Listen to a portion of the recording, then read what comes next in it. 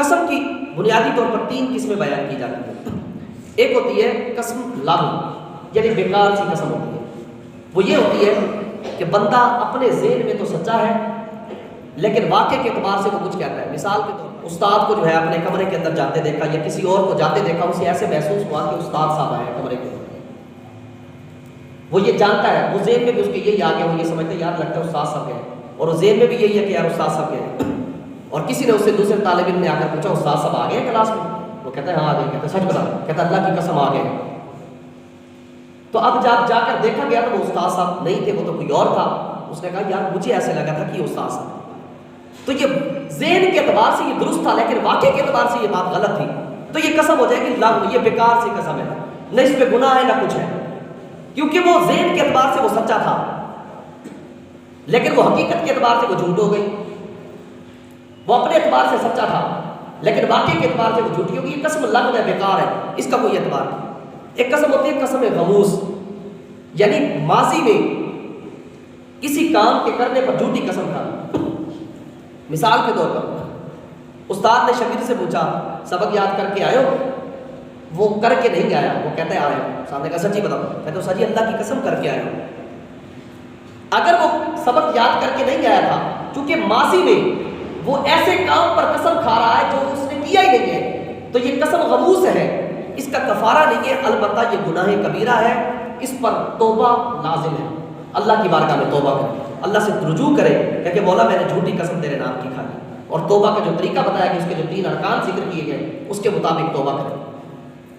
اور تیسری ہے قسم منعقدہ، یہ ہوتا ہے جو پختہ کر لی جاتی ہے. اسی کے بارے میں اللہ رب العالمین نے قرآن مجید میں بھی فرمایا، اسی کا کفارہ ہوتا ہے. اور منعقدہ یہ ہوتی ہے، سادہ لفظوں کے اندر آپ یوں سمجھیے کہ مستقبل میں کسی کام کے کرنے یا نہ کرنے کی قسم کھا لینا.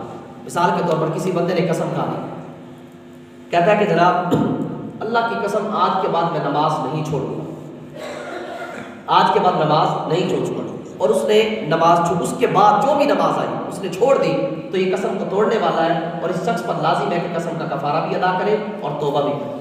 منعقدہ کے اندر بعض قسمیں ایسی ہیں کہ جن پر توبہ لازم ہوتی ہے، بعض ایسی ہیں جن پر توبہ نہیں ہوتی. تو اب یہ قسم توڑ بیٹھا تو اب اس کا کفارہ ادا کرو. کفارہ کیا ہے؟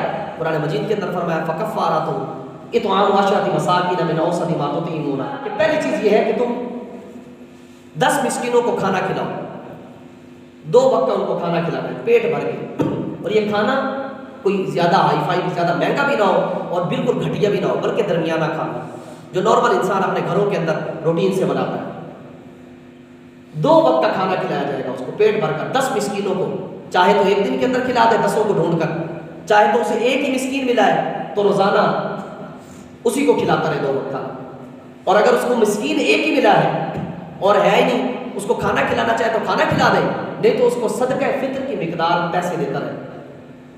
ایک ہی مسکین اس کو ایک ساتھ نہ دے، روزانہ اس کو 100 روپیہ دے دے، پھر اگلے دن پھر اس کو 100 روپیہ دے، یوں 10 دن کر کے اس کو 100 روپیہ دیتا رہے. یوں بھی اس کا جو ہے قسم کا کفارہ ادا ہو جائے گا. یا پھر دوسری چیز فرمائی کہ تم ان کو کپڑے پہنا دو، اور قسمت کپڑے پہنا دو. اگر تمہارے پاس کپڑے 10 مسکینوں کو یہ بھی کپڑے پہنا دیں، اور وہ بھی نارمل اتنے کے جس سے انسان کا جسم ڈھک جاتا ہے اور دیکھنے والا اس کو عیب بھی نہیں لگاتا، میانہ روی کے اندر اس کو کپڑے پہنا دیں. اور تیسری چیز جو فرمایا او تحریر رقبہ، فرمایا کہ غلام آزاد کر دیں. اور غلام ہمارے دور کے اندر پائے نہیں جاتے. تو 2 چیزیں ہیں، یا تو وہ 10 مسکینوں کو کھانا کھلائے، کھانا نہیں کھلا سکتا تو 10 مسکینوں کے وہ پیسے بھر دے، صدقہ فطر کی مقدار سے 1000 روپیہ بنے گا. اور اس کو پتہ ہے مسکین ہی مجھے نہیں ملتے، مسکین ہی نہیں مل رہے، تو صدقہ فطر کسی مدرسے کے اندر جمع کروائے، وہاں ان کو جا کر بتا دے کہ یہ میرے قسم کے کفارے کے پیسے، ان کو بتا دے تاکہ وہ صحیح جگہ پر لگائیں.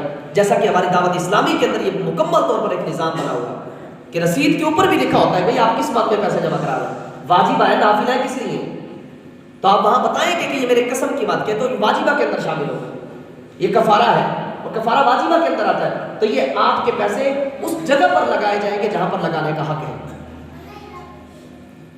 تو اسی طرح اگر کسی بندے کے پاس نہ تو اسے مسکین مل رہا ہے، نہ تو اس کے پاس کھانا کھلانے کی استطاعت ہے، نہ کپڑے پہنانے کی استطاعت ہے، نہ اس کو صدقہ فطر دینے کی استطاعت ہے، بالکل ہی غریب ہے، اس کے پاس کچھ ہے ہی نہیں، تو پھر اس کے لیے شریعت نے آپشن رکھا ہے، ان باتوں کے بعد آپشن رکھا ہے، وہ کیا ہے؟